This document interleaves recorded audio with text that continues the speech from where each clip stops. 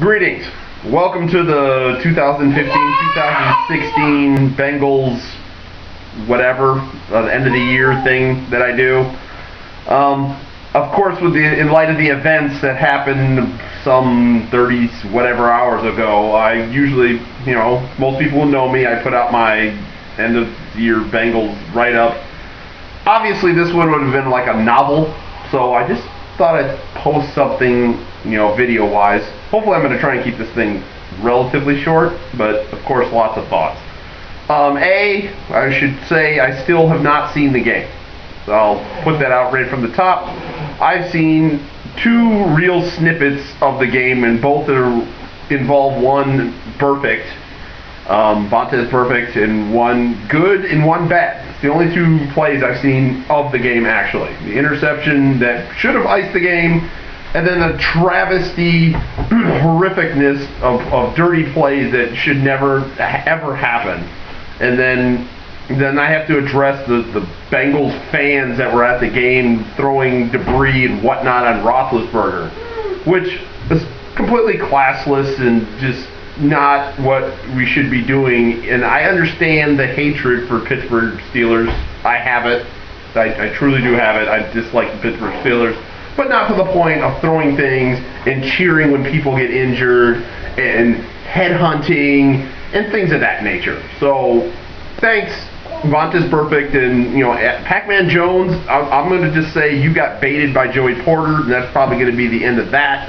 But seriously, little composure, beat people at their 100%, and don't try and hurt people. That's how you get them to be quiet. So it's like the Michigan State crap that you see about little brother. Well, right now, Cincinnati Bengals is little brother. And Michigan State knows all about what little brother, and when you get over on big brother, and then the amount of stuff that you run. That's what Michigan State has been doing since they started this stretch of like 5 years of just completely beating Michigan. Maybe it's more, whatever. Don't really care, but that's where the only correlation I can get. So here we are, another playoff loss, which by me was pretty much expected. I was actually stunned that they were even in that game. We got a report from a patient that it was 9-0 that I didn't want to hear, and yeah, so I really have nothing. Classless Bengals, and then I get pigeonholed into that characterization because I'm a Cincinnati Bengals fan. So just know that not all the Bengals fans, at least there's one that doesn't, throw disdain and want people hurt and headhunting. Yeah, I understand he's a really good football player, but he's a dumb player, and he basically he won and lost the game in the matter of about, 15 actual minutes?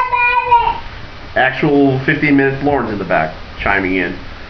So, perfect. Yeah, suspension out. I'd be completely. I'm minimum 4 games.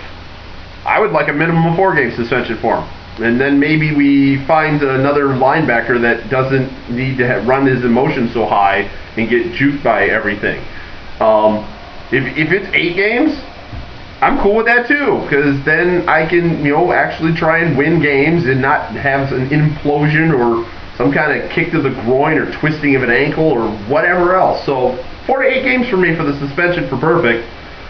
I'm not ruling, this Joey Porter thing. I'm not going to get on the Steelers portion of it, but if Joey Porter was indeed on the field as an assistant coach, antagonizing people, he's got his own little price to pay. But that's that. So like I said, with their best record, 12-4, season wasted. AFC North Championship wasted. Again, Marvin Lewis gets more ridicule. And the only thing about this game that I really didn't hear anybody say is A.J. McCarron. How did he play? I think he played pretty well, but I haven't heard anything about it. So I think it's good, but you get all the bad. And A.J. McCarron actually did an admirable job from what I understand. I still haven't even looked at the statistics. I haven't even looked at the box score of the game. So, So, thank you, A.J. McCarron in relief. I appreciate it. Andy Dalton, is Andy Dalton. He'll be back next year. I will tell Andy Dalton, objects in the mirror are closer than they appear. So don't be messing around. You had a great year up until you got hurt. Sad to see you get hurt. Would have loved to see what happened in the last 4 weeks without you getting hurt. But just know he's competent back there. So, and I'm happy to hear that.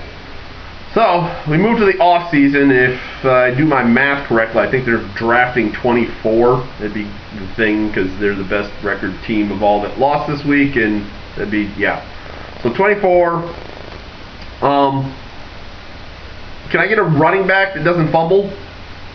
Can I get one of those? I need one of those. More defensive help.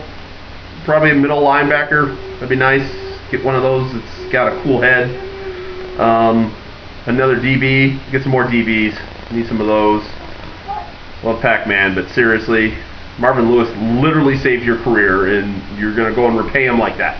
So, get baited by Joey freaking Porter. That's nothing more really to say. So, another I'm not going to say disappointment because, AFC North. Bengals never win divisions in a row. There are 2 division championships in a row. So congratulations, Pittsburgh Steelers, as the 2016 AFC North champions. And Baltimore fan, I saw what that was this year. So don't talk to me. And Cleveland fans, really don't talk to me. Congratulations, Pittsburgh, AFC North champions, division champions next year. The Bengals don't repeat. That just doesn't happen. So that's pretty much all I got. I'm gonna get out of here. Got to cut some more pancakes for a little bit. So, thanks. I'm still a fan.